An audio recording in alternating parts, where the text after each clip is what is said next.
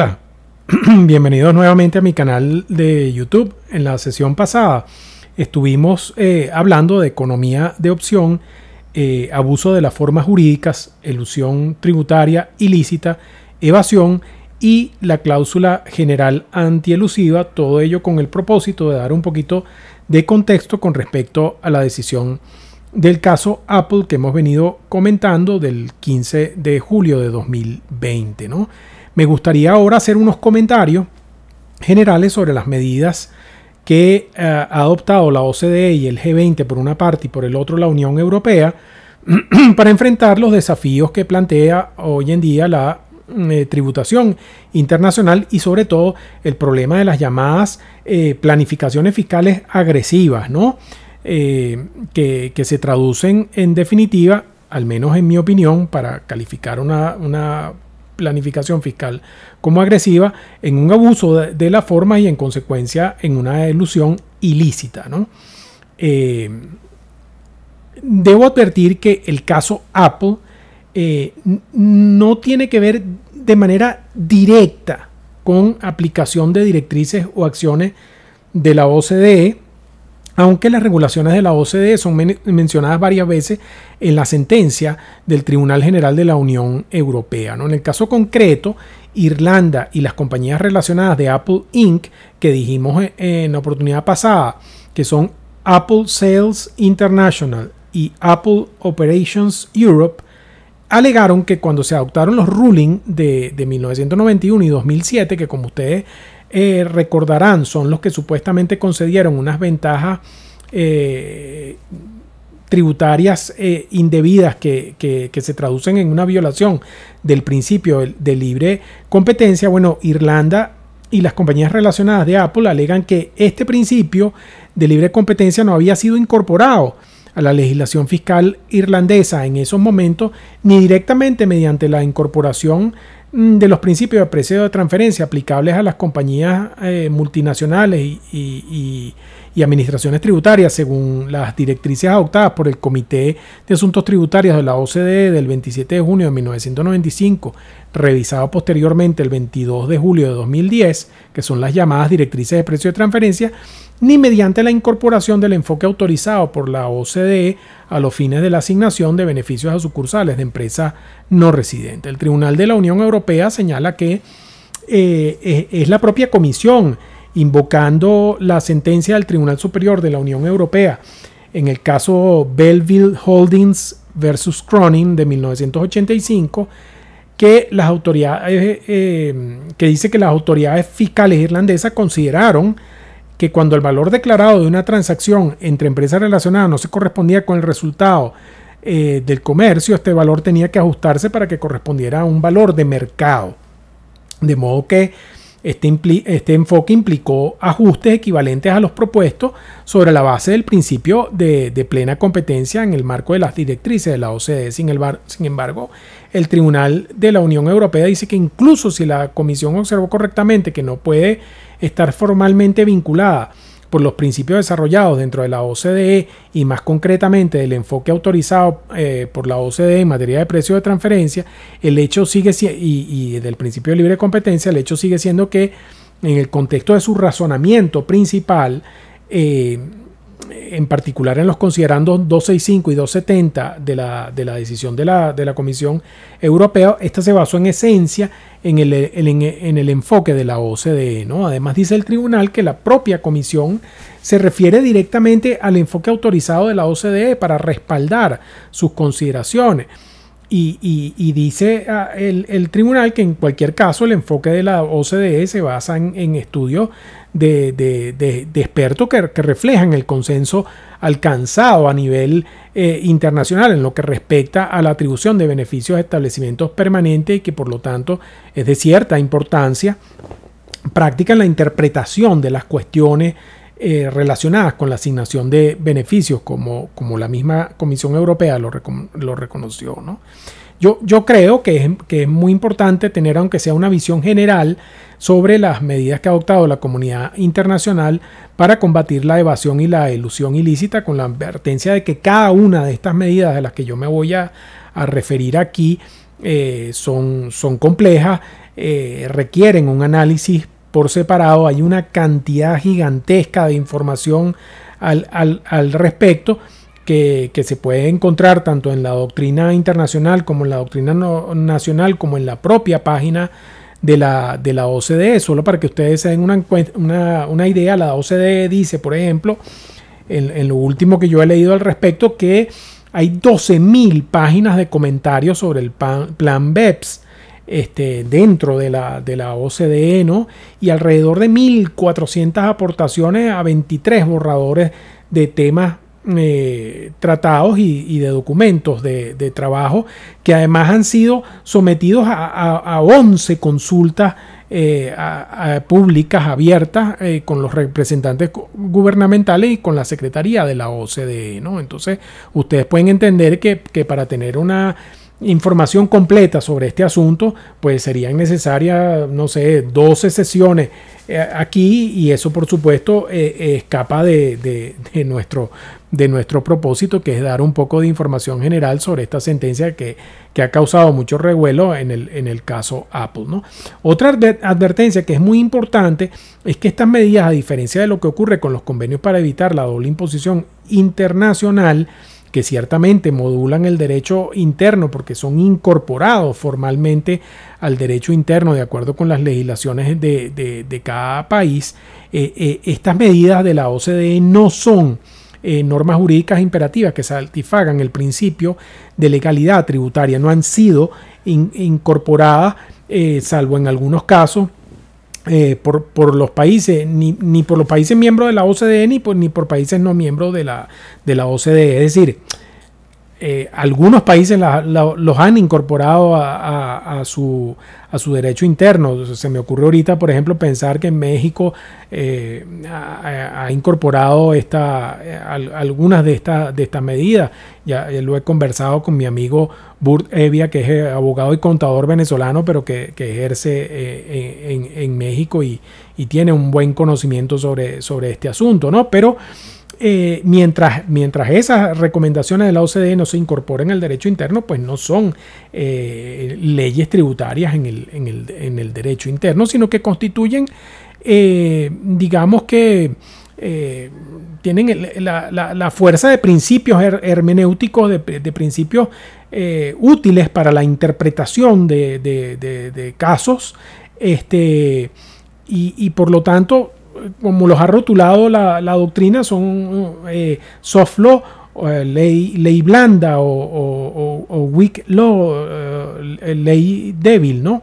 García Novoa se refiere, por ejemplo, en un estudio que vamos a citar aquí varias veces, que está en las jornadas 15ª de la Asociación Venezolana de Derecho Tributario, en el tema 2, se refiere a una sentencia del Tribunal Constitucional colombiano del 12 de agosto de 2003, que dice que, bueno, que estas disposiciones de la OCDE solo alcanzan fuerza normativa a partir de su incorporación expresa al ordenamiento jurídico positivo. Eso aquí en Venezuela pues no es ninguna novedad, es así, pues ninguna disposición de un convenio internacional es derecho interno hasta tanto no es incorporada a nuestro derecho por los cauces previstos en nuestro ordenamiento jurídico, ¿no?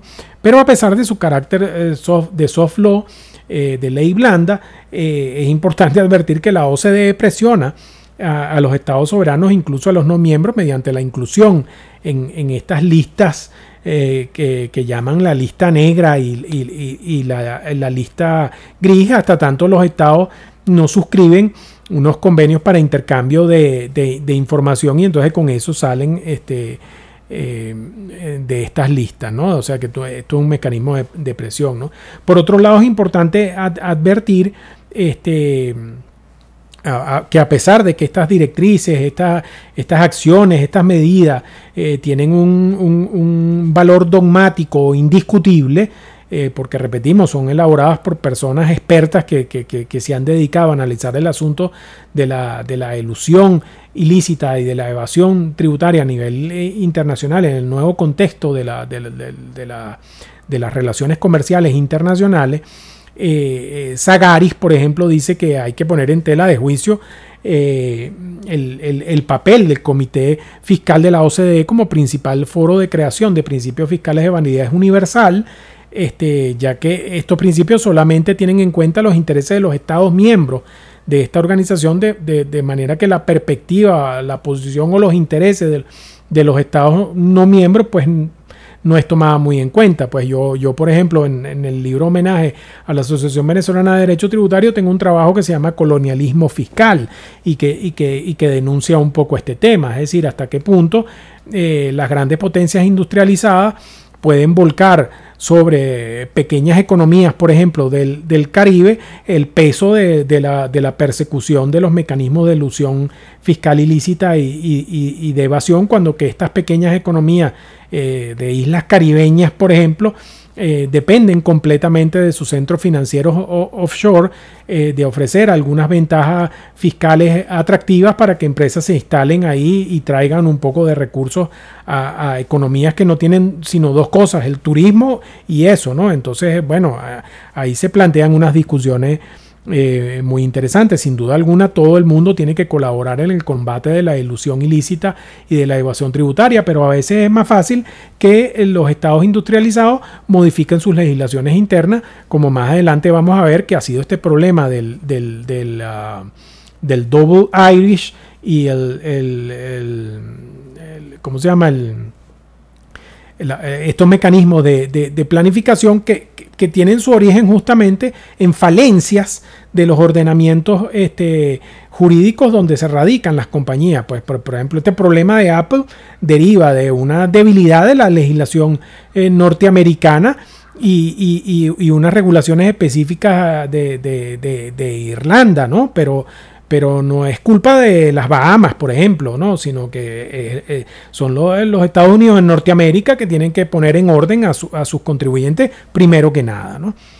Bien, entonces comencemos por decir que la comunidad internacional y en especial la Organización para la Cooperación y el Desarrollo Económico, la OCDE, el G20 y la Unión Europea han venido trabajando desde hace muchos años sobre diversas políticas y medidas para combatir la evasión fiscal y la elusión ilícita. En el 2003, y como consecuencia de la publicación de un informe titulado Lucha contra la erosión de la base imponible y el traslado de beneficios, que es el famoso BEPS, Base Erosion and Profit Shifting, los países integrantes de la OCDE y el G20 impulsaron y adoptaron un plan de acción conformado por 15 líneas de actuación o acciones para dar respuesta a los problemas que comporta el fenómeno BEPS, es decir, el fenómeno de erosión de la base imponible y del traslado de beneficios a jurisdicciones que tienen regímenes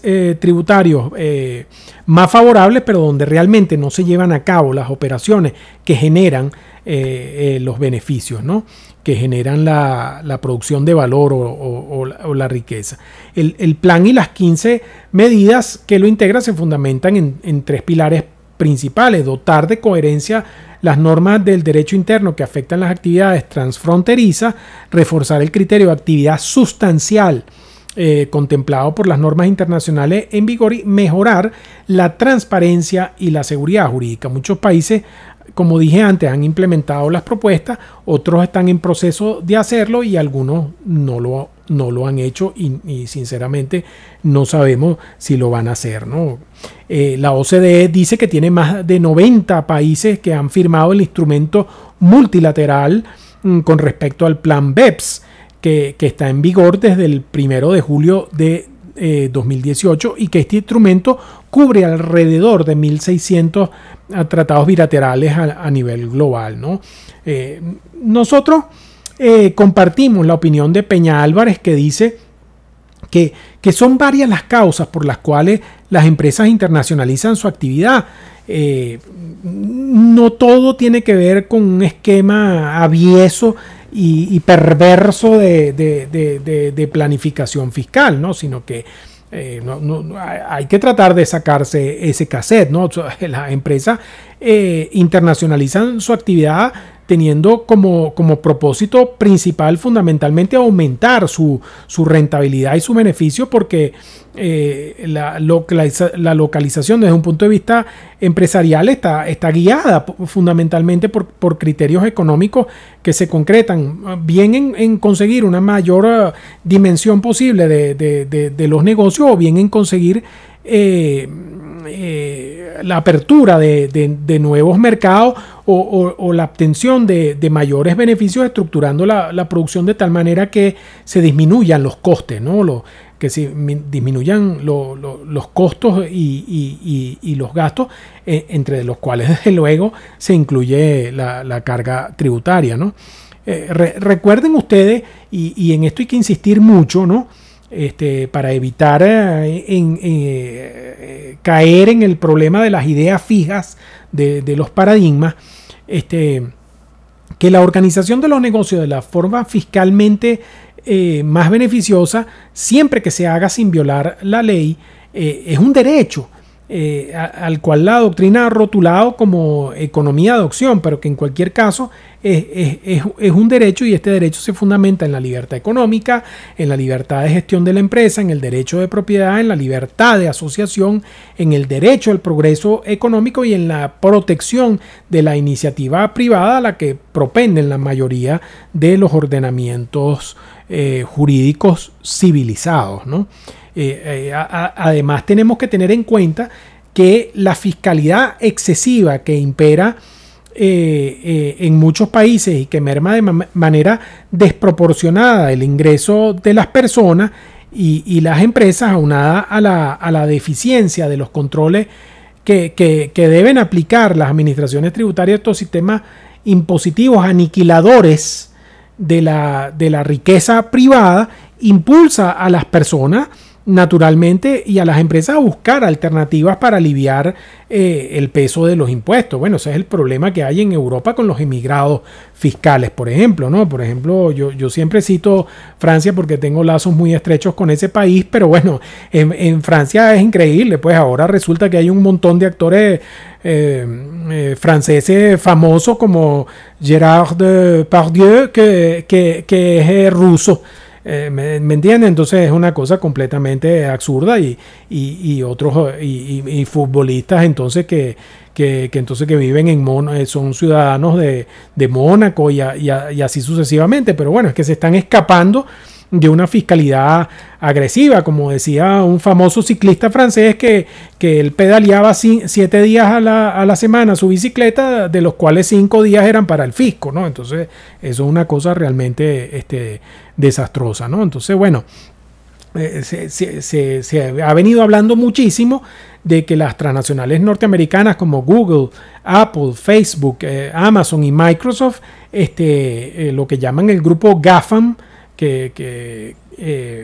bueno, supuestamente han dejado de pagar sumas astronómicas tanto a los Estados Unidos de Norteamérica como en Europa, ¿no? Mediante el uso de esquemas extremadamente agresivos de planificación fiscal, como el famoso Double Irish y el Dutch Sandwich, de los que hablaremos más adelante. Son esquemas de planificación fiscal agresivo que, como dije, no necesariamente derivan de la existencia de paraísos fiscales o de, ¿cómo se llama?, de normas fiscales más beneficiosas en estas pequeñas economías, por ejemplo, como las islas caribeñas, sino en regulaciones imperfectas del derecho interno de estos países industrializados, donde se crea el valor y donde se debería tributar en principio, ¿no? Entonces, tenemos por un lado que las compañías transnacionales que quieren incrementar al máximo sus márgenes de ganancia y repartir más dividendos a sus accionistas, dentro de los que tal vez están algunas de las personas que están viendo este video y tienen acciones de Amazon, Google, Facebook y Apple. Bueno, las compañías tienen que tratar de repartir dividendos a sus accionistas. Para eso existen, para eso se crea una compañía.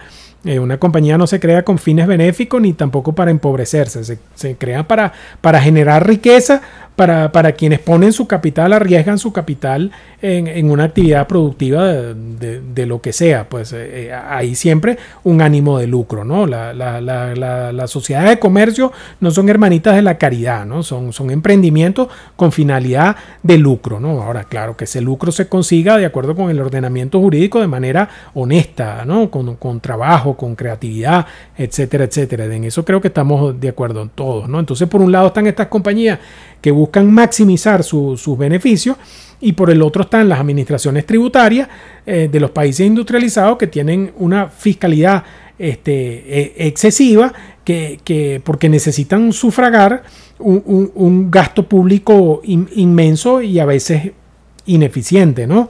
Entonces el gran problema, el gran desafío del derecho tributario internacional hoy en día es determinar dónde se encuentra el punto de equilibrio entre esos dos intereses contrapuestos y a quién debe atribuirse la competencia tributaria en el contexto de las operaciones internacionales transfronterizas, ¿no?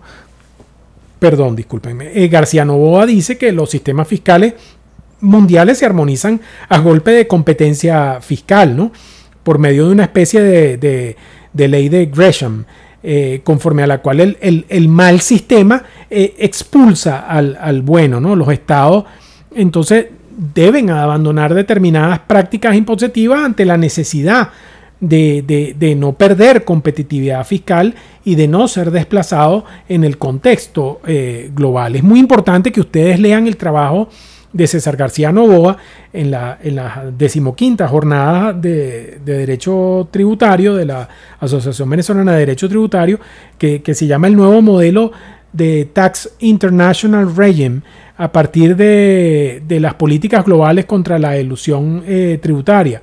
Este trabajo les va a dar una visión muy completa sobre todos estos temas, ¿no? La tributación internacional se enfrenta a tremendos desafíos que podemos hacer gravitar en 8 factores fundamentales. Primero, la multiplicación exponencial del número de operaciones internacionales y transfronterizas, ¿no? Como consecuencia del fenómeno general de la globalización, ¿no? En segundo lugar, la libre circulación de los capitales. En tercer lugar, la deslocalización de actividades económicas propiciada por la libertad de establecimiento o de creación de sedes sociales y la existencia de territorios que atraen a esas empresas porque tienen regímenes tributarios diferenciados y preferenciales de baja o a veces de nula imposición, ¿no? En cuarto lugar, la aparición de esto que llaman los hechos imponibles internacionales, ¿no? Creo que es una denominación que acuñó Sainz de Bujanda, los hechos imponibles internacionales por la presencia de diferentes factores de conexión. Después la matización del principio de la renta mundial por el respeto a la regla de la entidad societaria independiente y la regla de la residencia fiscal, lo que implica la inexistencia, pues como es natural, de una consolidación tributaria mundial en los grupos empresariales, ¿no? Y en sexto lugar, la irrupción de la economía digital, el comercio electrónico y lo que García Novoa llama con mucho tino la relativización del tamaño de los operadores económicos. Bueno, imagínense, hoy en día una persona puede tener un negocio extraordinariamente próspero en su casa con un laptop y una conexión a internet. Eso es todo lo que necesita. Porque incluso no tiene ni que tener inventario de productos, sino ser un intermediario para conectar al demandante de un producto y el oferente del producto, y es lo que se ocupa es de enlazar esa transacción. Y esa persona no tiene ni personal, no tiene sede física, no gasta en publicidad, etcétera, etcétera, ¿no? Entonces es como dice García Novoa, realmente una relativización de los operadores económicos, del tamaño de los operadores económicos. En sexto lugar, la revalorización exponencial de los bienes intangibles. Hoy en día más que nunca, si los intangibles han sido siempre caracterizados por su valor, hoy en día tal vez sean los bienes más valiosos, ¿no? Hay empresas que son más valiosas por su marca que por todos los demás activos que tienen incorporados a la producción de su renta, ¿no? Lo que realmente vale es su marca, ¿no? Pensemos en Coca-Cola. Qué distinto es tomarse una botella de cristal que tenga un líquido negro adentro sin ninguna marca, que tomarse una botella que tenga la marca Coca-Cola. Yo en lo personal, la que no tiene la marca no me la tomo ni de casualidad, ¿no? La que tiene la marca Coca-Cola sí me la tomo encantado de la vida, ¿no? Entonces ahí pueden ustedes entender la importancia del intangible que es la marca, que es lo que lo hace, lo que hace todo, porque por supuesto esa marca viene precedida de todo un desarrollo durante años basado en la calidad del producto, etcétera, etcétera, ¿no?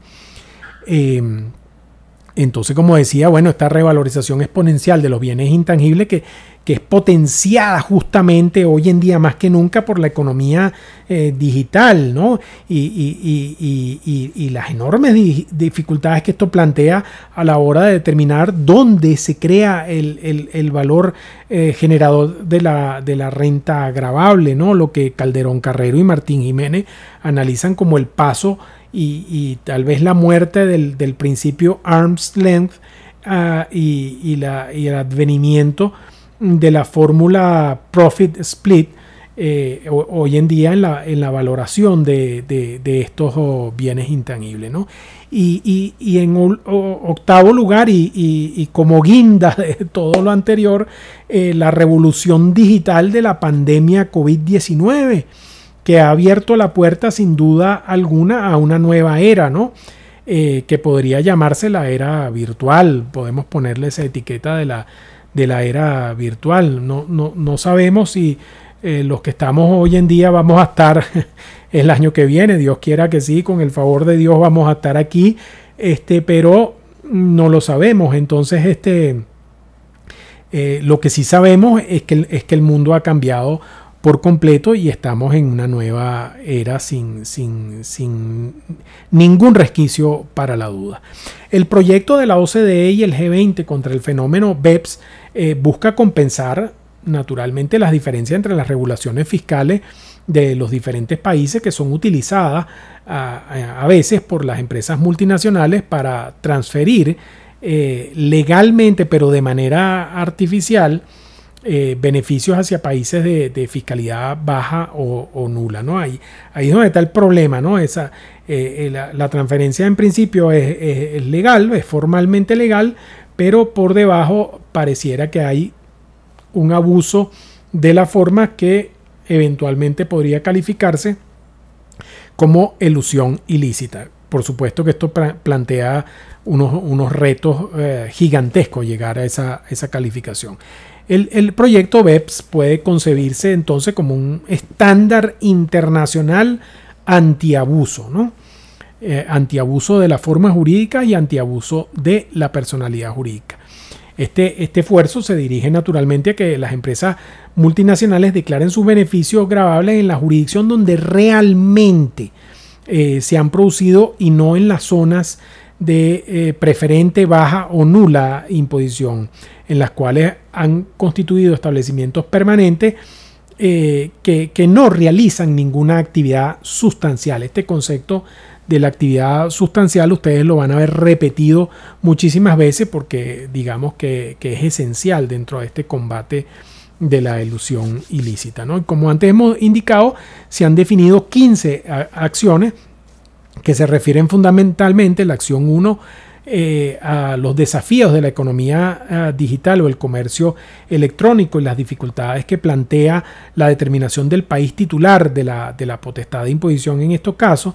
La acción 2 relativa a los dispositivos llamados híbridos, es decir, de las entidades jurídicas o de los actos que reciben tratamiento legal diferente en las distintas jurisdicciones y que provocan distorsiones y su uso abusivo a los fines estrictamente fiscales. La acción 3 relativa a las sociedades extranjeras controladas para evitar el traslado artificial de beneficios a otras jurisdicciones con el fin de aprovechar ventajas fiscales. La acción 4 relativa a la limitación de la deducción de intereses y otros cargos financieros por préstamos intercompañías, que aquí en Venezuela es una cláusula especial antielusiva relativa a la capitalización, a la llamada capitalización delgada o thin capitalization, si mi memoria no me falla, que está en el artículo 116, creo, de la ley de impuestos sobre la renta.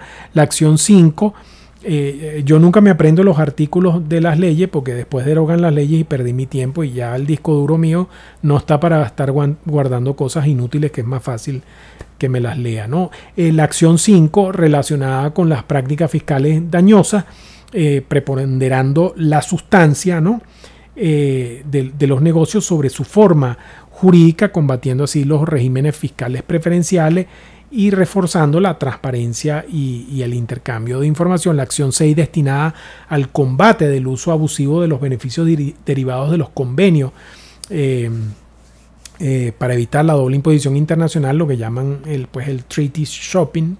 La acción 7 relacionada con la conceptualización más acabada del concepto de establecimiento permanente como elemento definidor del Estado titular del poder de imposición en el caso de las empresas transnacionales que operan en distintas jurisdicciones para evitar la localización artificial, que es lo que hemos venido hablando, de los beneficios en estados que con regímenes tributarios más favorables, pero donde realmente no se hace la actividad sustancial que produce el valor que produce la renta, ¿no? Las acciones 8 a la 10, o sea 8, 9 y 10, relativas al reforzamiento de los regímenes de precios de transferencia. La acción 11 sobre la evaluación y seguimiento del plan BEPS, que es una acción muy importante. La acción 12 sobre las reglas obligatorias de revelación de las planificaciones fiscales agresivas. Una acción verdaderamente controversial, sobre todo para todos aquellos que prestamos servicios de asesoría tributaria, que de acuerdo con esta acción tendríamos que revelar a las administraciones tributarias aquellas planificaciones fiscales que hagamos para nuestros clientes y que pudieran constituir una planificación fiscal agresiva, ¿no? Aquí hay para, escribir ríos de tinta, porque en primer lugar, ¿qué es eso de una planificación fiscal agresiva? ¿Dónde está el límite entre una planificación fiscal agresiva y una planificación fiscal mansa, inocente? ¿Quién define eso? Ni siquiera la acción lo hace, no se atreve. Si ustedes se leen las normas, pues va a ser muy difícil que encuentren una definición de lo que es planificación fiscal agresiva.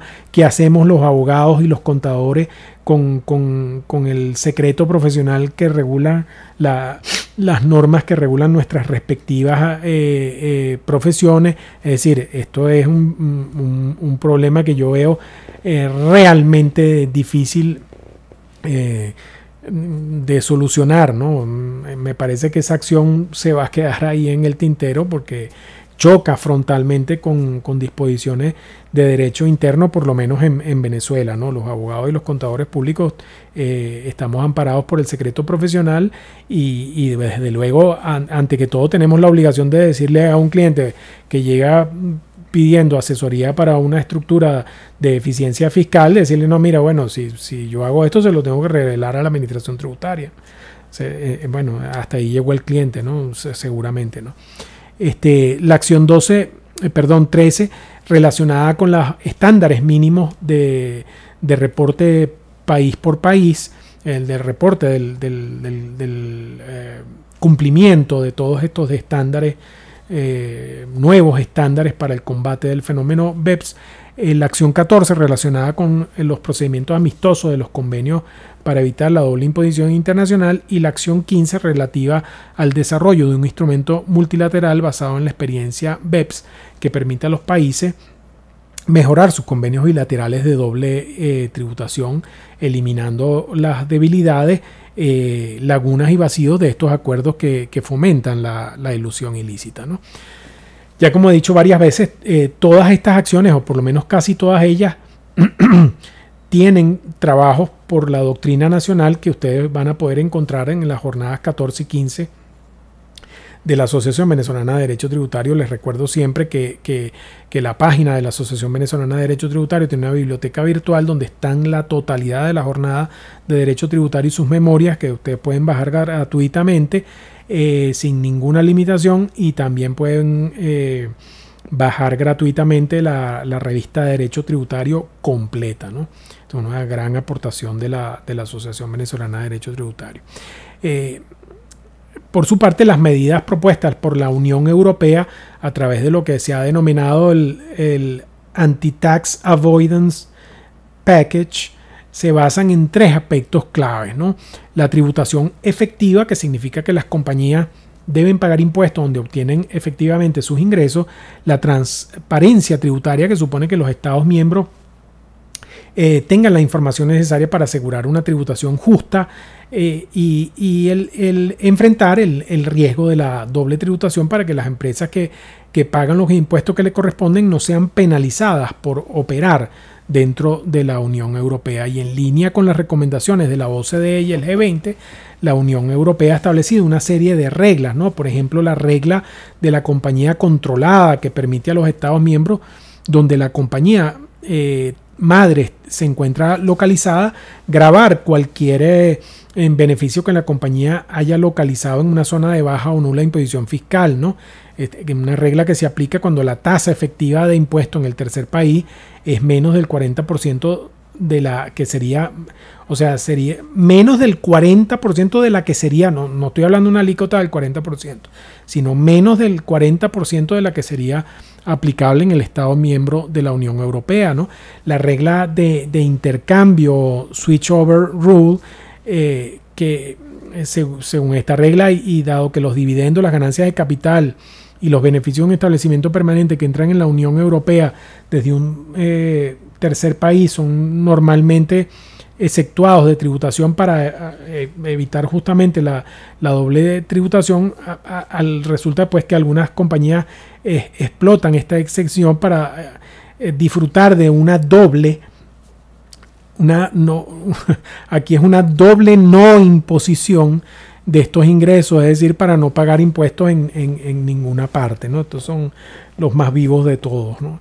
Entonces esta regla permite al Estado miembro determinar si la compañía ha pagado impuestos por el dividendo, la ganancia de capital o el beneficio obtenido en algún país mediante una declaración formal que la compañía debe presentar, ¿no? Y el Estado miembro puede denegar la exención si en el caso concreto no ha habido pago de impuestos o se ha pagado un impuesto muy bajo en el otro país, ¿no? La regla del impuesto de salida, Exit Taxation Rule, esta regla tiene en cuenta que algunas compañías trasladan sus activos intangibles fuera de la Unión Europea hacia zonas de baja o nula imposición para disminuir sus pasivos fiscales a la hora de vender dichos activos, ¿no? Entonces esta regla propone un impuesto de salida aplicable a las compañías que trasladan sus activos intangibles fuera de la Unión Europea. La regla de la limitación de intereses, ya hablamos de ella, de la thin capitalization, la regla de los híbridos o de las asimetrías híbridas, ¿no? Que bueno, como expliqué antes, se basa en que algunas compañías explotan las diferencias de tratamiento fiscal aplicable a ciertos ingresos o entidades, ¿no? Y entonces en estos casos que puede ocurrir asimetrías híbridas están descritos pues en la directiva del Consejo de la Unión Europea del 2017, la 952 del 29 de mayo de 2017, ¿no? La regla propone que el tratamiento fiscal aplicable a ambas jurisdicciones sea el que corresponde al estado donde se ha originado el ingreso gravable, que es naturalmente lo lógico, ¿no? La regla de la cláusula general antiabuso, que opera cuando no hay una regla especial antielusión aplicable al caso y que permite a los estados miembros desconocer los acuerdos artificiales celebrados por las compañías cuyo único propósito es no pagar impuestos o pagar una tarifa reducida, ¿no? Bueno, tanto las acciones de la OCDE y el G20 como el paquete antielusión de la Unión Europea no pretenden promover naturalmente la armonización de los impuestos sobre la renta o los sistemas tributarios dentro o fuera de la OCDE, ni tampoco establecer cuál es el nivel apropiado de los tipos de gravamen en determinado país, sino reducir la influencia distorsionadora de la fiscalidad en la localización de las actividades financieras y de servicios de carácter móvil y de ese modo fomentar la creación de un entorno que permita una competencia fiscal libre y justa, ¿no? Lo que persiguen estas regulaciones es dotar a los estados miembros de herramientas para proteger sus bases de tributación contra estas llamadas planificaciones fiscales agresivas que, recordemos siempre, antes de ser calificadas como tales hay que establecer que se trata de prácticas de elusión ilícita, ¿no? Y combatir también pues la competencia tributaria desleal entre los estados, ¿no? Pero esta es una materia y es bueno advertirlo y machacarlo. Es una materia donde las generalizaciones apresuradas siempre son peligrosas, las generalizaciones apresuradas, ¿no? Pero aquí son especialmente peligrosas. Esto es una materia muy, muy delicada, ¿no? Un tema muy relacionado con las medidas anti-BEPS y el paquete anti-elusión de la Unión Europea es el de las zonas de baja o nula o provechosa imposición fiscal y los regímenes diferenciados y preferenciales, porque se dice pues que son justamente estas jurisdicciones y estos regímenes tributarios especiales los que son aprovechados por las grandes compañías multinacionales para adaptar sus estructuras corporativas y sus modelos de negocio a veces con fines exclusivamente fiscales, ¿no? Lo que, como vimos en la primera sesión, sería un abuso de la personalidad jurídica o de la forma jurídica para eludir impuestos ilegítimamente, ¿no? En cuanto a la zona de baja imposición fiscal, el recordado profesor Emilio Roche dice que existen tantos conceptos o definiciones de paraísos fiscales como paraísos fiscales existen, ¿no? Dado que hasta la precisión semántica o terminológica es equívoca, ¿no? Porque resulta de una errónea traducción de la expresión inglesa, ¿no? Porque una cosa es el tax haven o refugio fiscal y el tax haven, que es lo que se ha traducido como paraíso fiscal. O sea, la expresión correcta es pues refugio fiscal, ¿no? Se ha dicho con acierto que si bien el término tax haven ha sido usado ampliamente desde 1950, no existe consenso en cuanto a qué es lo que significa exactamente, ¿no? El informe Gordon del Departamento del Tesoro de los Estados Unidos de América indica que no hay un test simple y claro y objetivo que permita la identificación de un país como refugio fiscal, ¿no? Por lo tanto, la definición de refugio o paraíso fiscal es tremendamente subjetiva, ¿no?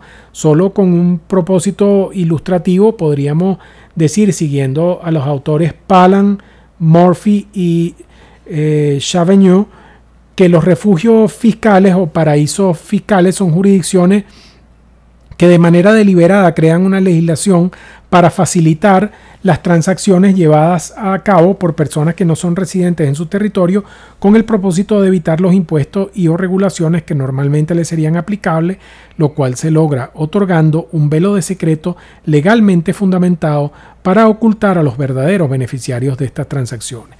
Emilio Roche dice que existen ciertas características comunes en las jurisdicciones consideradas como paraísos fiscales, tales como tasas de imposición especiales reducidas o nulas, secreto comercial y bancario, un mínimo de estabilidad política y económica, ausencia de controles de cambio, una infraestructura desarrollada, autopromoción y mercadeo de las ventajas fiscales de la jurisdicción.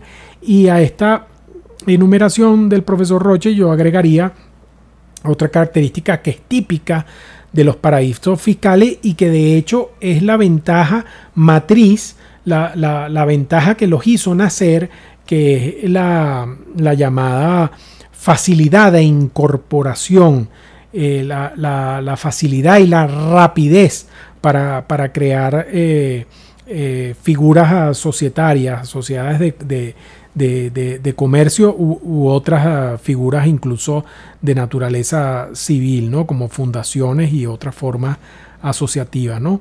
Pero aquí hay que tener mucho cuidado de nuevo.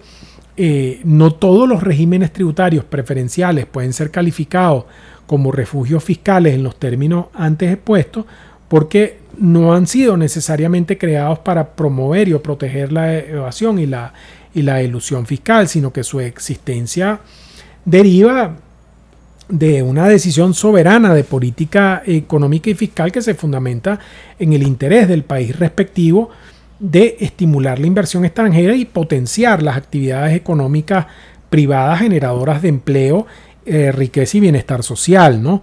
Entonces, a muchos les podría sorprender, por ejemplo, el hecho de que el origen de los refugios o paraísos fiscales contemporáneos no está en una pequeña isla del Caribe, ¿no?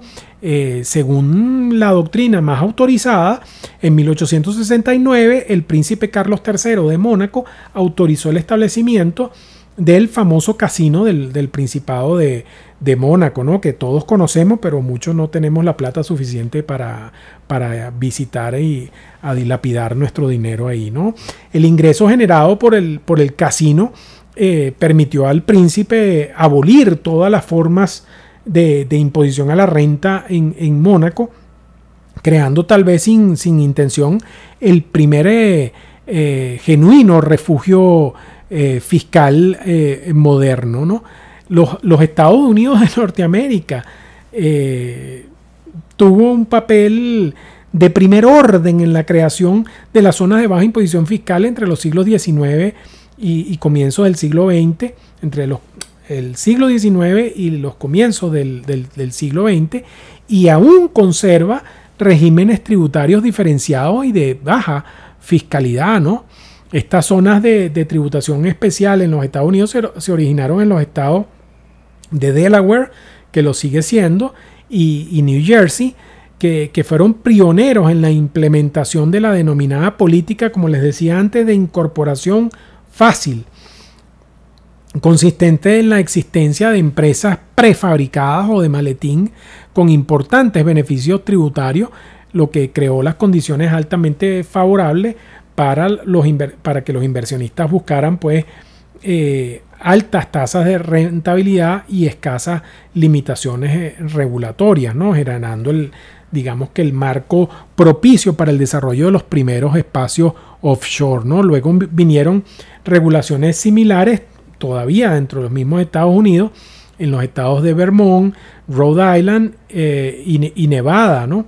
Y cuando el capitalismo alcanzó las costas europeas, también lo hizo el fenómeno de los refugios fiscales, siendo Suiza el país que más se parecía en su estructura federal a los Estados Unidos, rápidamente se convirtió pues en el jugador clave en el mundo offshore, ¿no? Cuando la Suiza moderna se estableció en 1948, la imposición directa fue puesta en manos de los cantones, que son como los estados de la federación en los Estados Unidos, mientras que la tributación indirecta se dejó en manos de la Confederación Helvética, ¿no?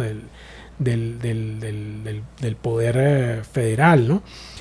Cada cantón desarrolló su propio sistema de imposición directa con diferentes métodos y reglas de determinación tributaria, y esto resultó, según el autor Sebastián Gex, en una especie de orgía fiscal de evasión y disimulación, ¿no?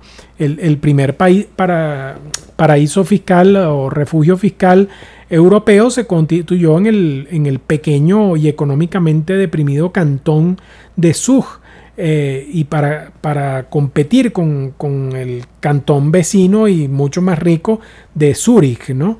Zug no solo ofrecía una tasa de imposición de renta muy inferior a la del resto de los cantones de la Confederación Helvética, sino que además su legislación impositiva estaba plagada de vacíos, de lagunas, de lo que llaman los norteamericanos loopholes, que favorecían toda clase de planificaciones fiscales agresivas, ¿no? Otro de los grandes impulsores de los paraísos fiscales ha sido, sin la menor duda, el Reino Unido. Llama la atención que este impulso tenga su origen probablemente de manera inadvertida, ¿no? En la jurisprudencia inglesa de finales del siglo XIX, las cortes inglesas son responsables de haber creado el concepto de residencia virtual, sentando así las bases de las llamadas compañías de negocios internacionales, ¿no?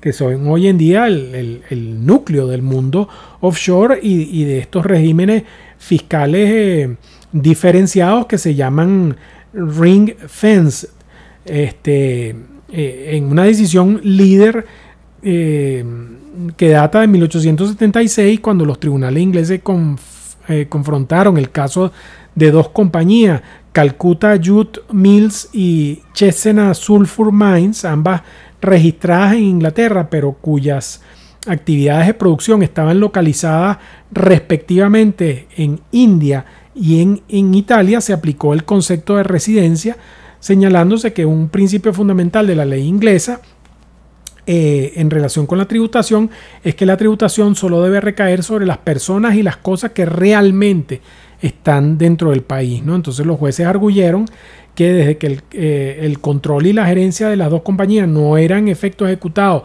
desde Inglaterra, ambas compañías no eran residentes en ese país para los fines impositivos y por lo tanto no debían ser objeto de imposición allí en Inglaterra, ¿no? El lugar del registro efectivo de las compañías, el registro mercantil de las compañías, el registro comercial, no se consideró como un elemento relevante para probar la residencia, sino más bien el lugar donde se realizaba el control efectivo de la sociedad, ¿no? Pero además de este aporte, digamos, pretoriano, jurisprudencial en la construcción de los regímenes tributarios diferenciados, el Reino Unido ha tenido un papel preponderante en la creación misma de territorios de baja o nula imposición fiscal y de centros offshore. El Reino Unido mantiene bajo su tutela 14 territorios de ultramar, 11 de ellos permanentemente habitados, y de estos 7 son considerados refugios fiscales, que son Bermuda, Cayman Island, British Virgin Island, Gibraltar, Turks and Caicos, Anguila y Montserrat, ¿no? Y el Reino Unido también tiene soberanía sobre varias dependencias de la corona, como Jersey, Guernsey y la isla del Hombre, de Isle of Man, que están entre los refugios fiscales más connotados del mundo. Y una ex colonia británica, Hong Kong, es uno de los mayores centros financieros del mundo, también con un régimen fiscal particular, ¿no? Entonces, en Europa sigue teniendo regímenes fiscales preferenciales en su propio seno. Fíjense que este asunto de Apple surge con un país europeo, que es Irlanda. Entonces ahí tenemos, por ejemplo, regímenes fiscales provechosos, para llamarlo de alguna forma, en los Países Bajos, ¿cómo se llama? En Luxemburgo, en Mónaco, en Andorra, en San Marino, en Liechtenstein.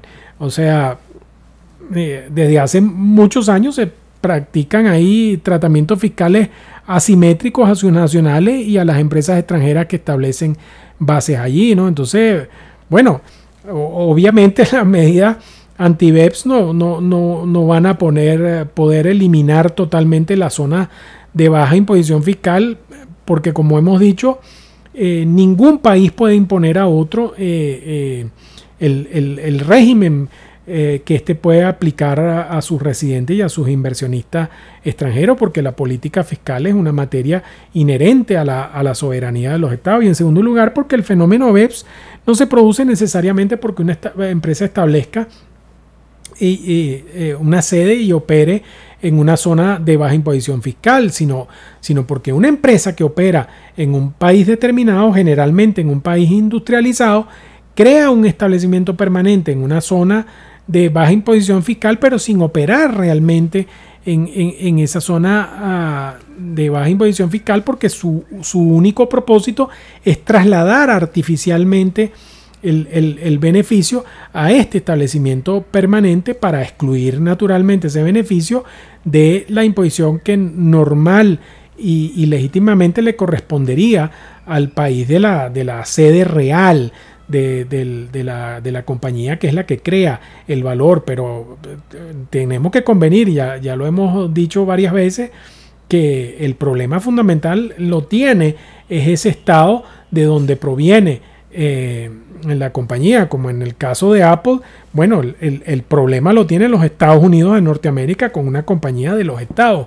Unidos de Norteamérica. Entonces son los Estados Unidos de Norteamérica los que se tienen que activar para grabar como es debido a sus compañías que están regadas por todo el mundo, ¿no?